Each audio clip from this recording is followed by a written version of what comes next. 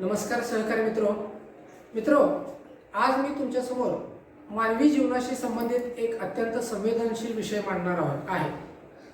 मित्रो, आपण आपल्या दैनंदिन जीवनामध्ये जी फळं, भाज्या आणि अन्नधान्य खातो, त्या फळं आणि भाज्या आणि अन्नधान्यांमधून मोठ्या प्रमाणामध्ये रोग आणि किडींच्या निवारणासाठी वापरलेली रसायनं मानवी शरीराकडे येत आहेत। फक्त ही रसायनं मानवी शरीराकडे येत आहेत असं नव्हे, तर ही रसायनं पशु, पक्षी, माती, पाणी आणि पर्यावरण या सगळ्यांसाठी घातक आहे। मानवी शरीरावरती या रसायनांचा अत्यंत नकारात्मक परिणाम होताना दिसतोय आणि त्यामुळेच आपल्या शरीरामध्ये जे रोग अकाली लहानपणापासून लहान मुलांमध्ये, मोठ्या माणसांमध्ये, वृद्धांमध्ये शुगर, बीपी आणि कॅन्सर सारखे भयानक आजार येताना दिसत आहेत, हे नक्कीच या रसायनांचा परिणाम आहे। आपण जी फळं, भाज्या आणि अन्नधान्य खातोय, यामधून आपल्या शरीराकडे येणारी ही रसायनं आपल्याला जर दूर ठेवायची असतील तर आपल्याला निश्चितच यावरती पर्याय शोधणं गरजेचं आहे।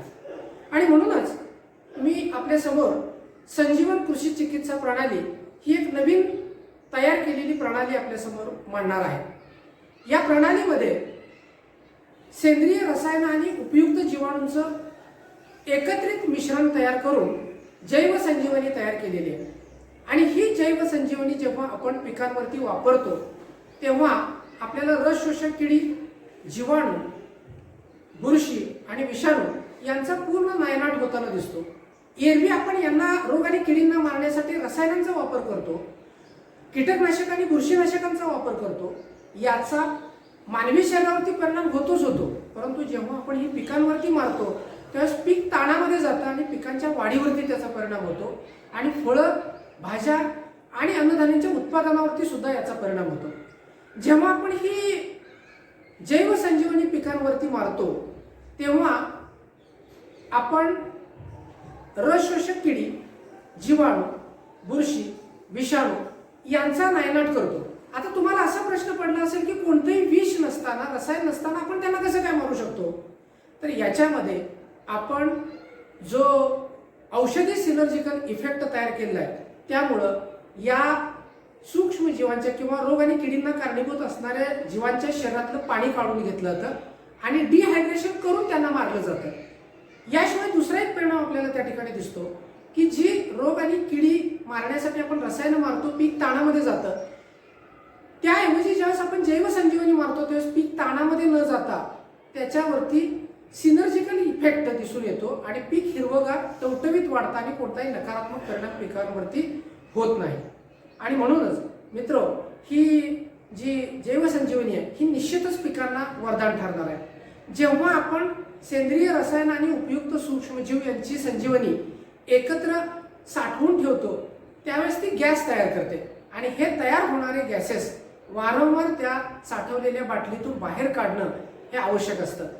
याशिवाय आपण ही संजीवनी एकत्र साठवतो, ती साठवत असताना आपण स्थितीज ऊर्जेमध्ये साठवतो आणि ज्यावेळेस फवारणीसाठी ती वापरतो त्यावेळेस आपल्याला 8 ते 10 वेळा ती हलवून आपल्याला ती गतिज ऊर्जेमध्ये आणणं आवश्यक आहे। गतिज ऊर्जेमध्ये आणल्यानंतर 1 मिली प्रति लिटर पाण्यासाठी हे प्रमाण घेऊन आपल्याला ती पिकांवरती फवारायचे। आणि मग आपण सध्या म्हणतोय की रेसिड्यू फ्री फळं, भाज्या, अन्नधान्य खाल्लं पाहिजे, परंतु अशा पद्धतीची विषमुक्त फळं आणि भाज्या, अन्नधान्य आपल्याला बाजारामध्ये मिळत नाही, कारण शेतकऱ्याला त्याचं उत्पादन सुरक्षित, पीक सुरक्षित ठेवून हे उत्पादन घ्यायचं असतं। आणि ज्यावेळेस द्राक्षासारखं पीक असेल, शेवटच्या अवस्थेमध्ये ढगाळ वातावरण तयार झालं तर त्या घडामध्ये आळ्या तयार होतात, तेव्हा त्याला अशा प्रकारचं रसायन मारण्याशिवाय त्याच्याकडे इलाज नसतो।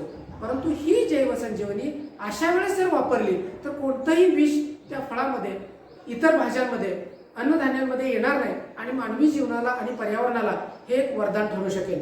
तर मित्रो, आपण जर या मार्गाने गेलो तर आपल्या शरीराकडे येणारी रसायनं थांबतील, जी आपली भावी भारताची पिढी आपण तयार करतो आहोत, तरुण युवक आहेत, हे अनेक आत्ता सध्या आपल्याला रोगाला बळी पडताना दिसत आहेत। अनेक भयानक रोग माणसामध्ये लहान वयापासूनच येत आहेत। यापासून आपण ही पिढी दूर ठेवू शकतो आणि उद्याचा महासत्ता असलेला भारत आपल्याला जर बघायचा असेल तर एक सशक्त पिढी आपल्याला पुढे नेणं गरजेचं आहे। आणि म्हणूनच आपण सगळेजण या मार्गाने जर चालत राहिलो तर निश्चितच विषमुक्त फळं भाज्या आणि अन्नधान्याच्या माध्यमातून एक सुजलाम सुफलाम भारत निश्चित घडवू आणि भारताची वाटचाल महासत्तेच्या दिशेने होईल असं माझ्या सरकारला वाटतं.